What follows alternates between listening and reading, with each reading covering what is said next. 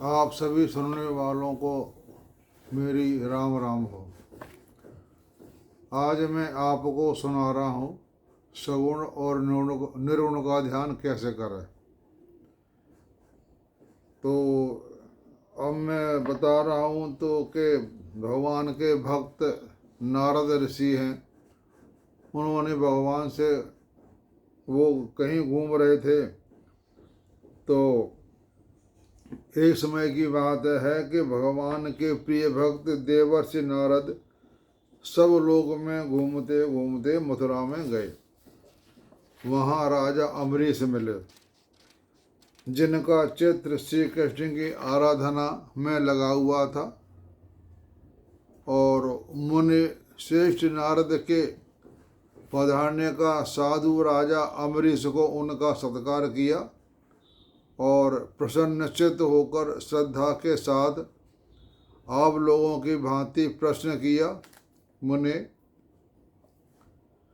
वेदों का वक्ता विद्वान पुरुष जिन्हें परम ब्रह्म कहते हैं, वे स्वयं भगवान कमल नयन नारायण ही हैं, जो सबसे परे हैं, जिनकी कोई मूर्ति न होने पर भी जो मूर्तिमान स्वरूप धारण करते हैं, जो सबके ईश्वर व्यक्त और अव्यक्त स्वरूप हैं, सनातन हैं, यानी आदिकाल से हैं, और जिनका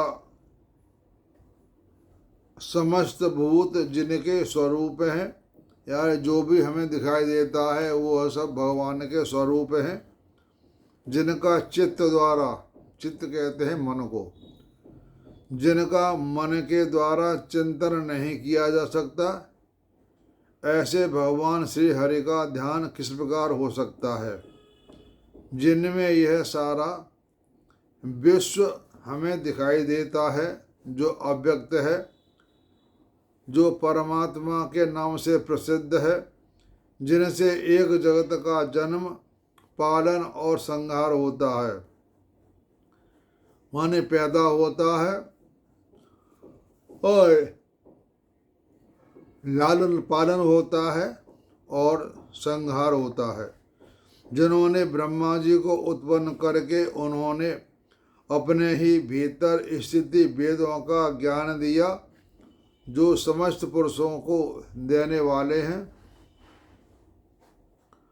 और योगी जनों को भी जिनके तत्व का बड़ी कठिनाई से बोध होता है, उनकी आराधना कैसे की जा सकती है।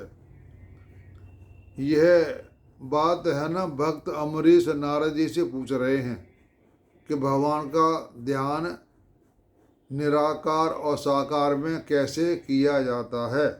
तो यह सारी बातें नारद जी भक्त अम्बरीश को बतला रहे हैं।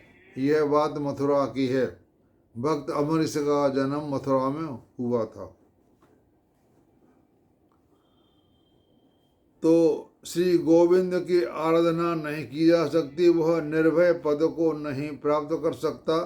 इतना ही नहीं, उसे तप यज्ञ और दान का भी उत्तम फल नहीं मिलता। जिसने श्री गोविंद के चरणाबिंदों का रसास्वादन नहीं किया, उसे मनोवांछित फलों की प्राप्ति कैसे हो सकती है। भगवान की आराधना समस्त पापों को दूर करने वाली है। उसे छोड़कर मैं मनुष्यों के लिए दूसरा कोई प्रायश्चित नहीं होता। ये बात नारद जी कह रहे हैं। आप वैष्णव हैं, भगवान के प्रिय भक्त हैं, परमार्थ तत्व के ज्ञाता तथा ब्रह्मवेताओं में श्रेष्ठ हैं। इसलिए मैं आपसे ही यह बात पूछता हूँ कि भगवान श्री कृष्ण के विषय में किया हुआ प्रश्न वक्ता, श्रोता और प्रश्नकर्ता। अब आप ये बात ध्यान से सुनिए। वक्ता, वक्ता कौन हो गया? जैसे मैं बोल रहा हूँ, मैं हो गया वक्ता, वक्ता। श्रोता, श्रोता कौन हो गया? मैं ही बोल रहा हूँ और मैं ही सुन रहा हूँ। तो वक्ता, श्रोता और प्रश्नकर्ता। प्रश्नकर्ता कौन हो गया? मैं ही प्रश्न कर रहा हूँ। यानी प्रश्नकर्ता, वक्ता और श्रोता ये एक ही हैं। ये तीनों रूप एक ही के अंदर हैं।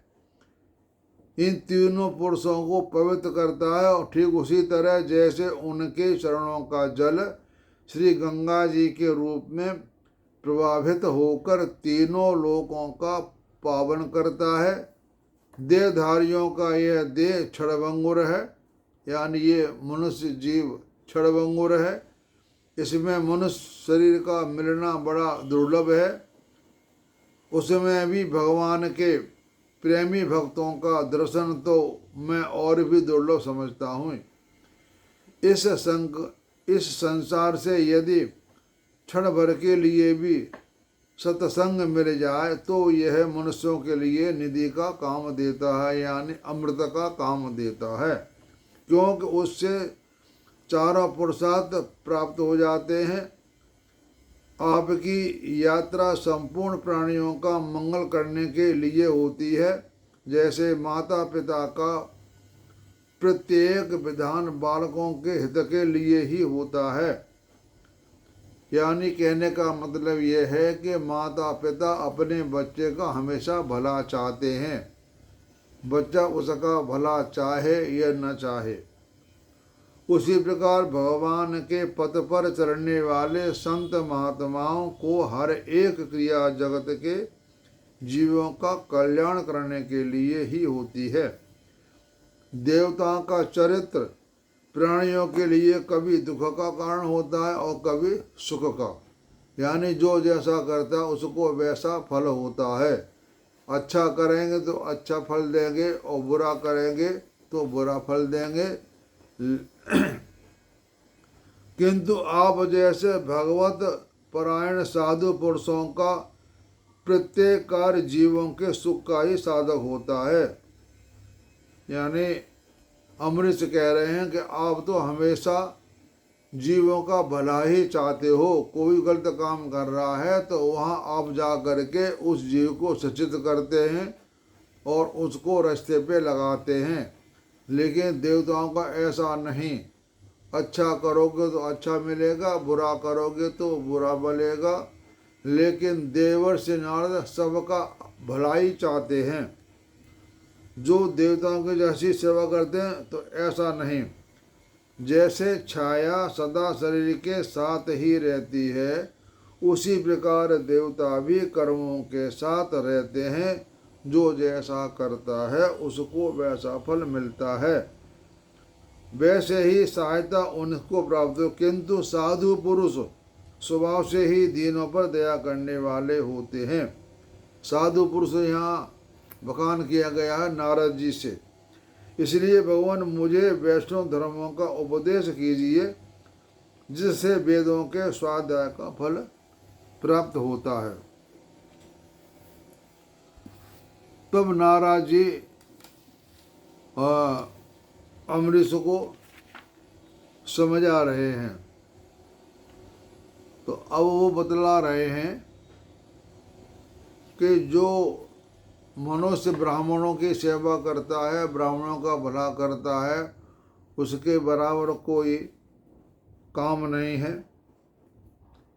और वेदों के जानने वाले ब्रह्मा जी भी ब्राह्मणों के भक्त हैं, ब्राह्मण देवता हैं। इस बात को वे ही प्रवर्तक हैं। वे ब्राह्मणों को भी देवता मानते हैं। अतः ब्राह्मणों को संतुष्ट होने पर भी उन्हें संतोष होता है।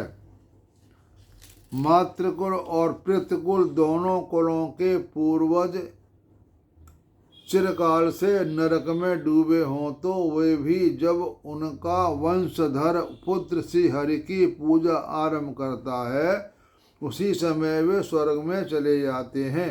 यानी कहने का मतलब है, जिसके पूर्वज किसी कारणवश नीच योनि में चले गए हैं, तो पिंडदान द्वारा या भगवान के भजन के द्वारा अपने मातृ और पितृकुल को तार सकते हैं। जिनका चित्त विश्वरूप वासुदेव में आसक्त नहीं हुआ और उनके जीवन से तथा पशुओं की भांति आहार विहार आदि चेष्टाओं में क्या लाभ।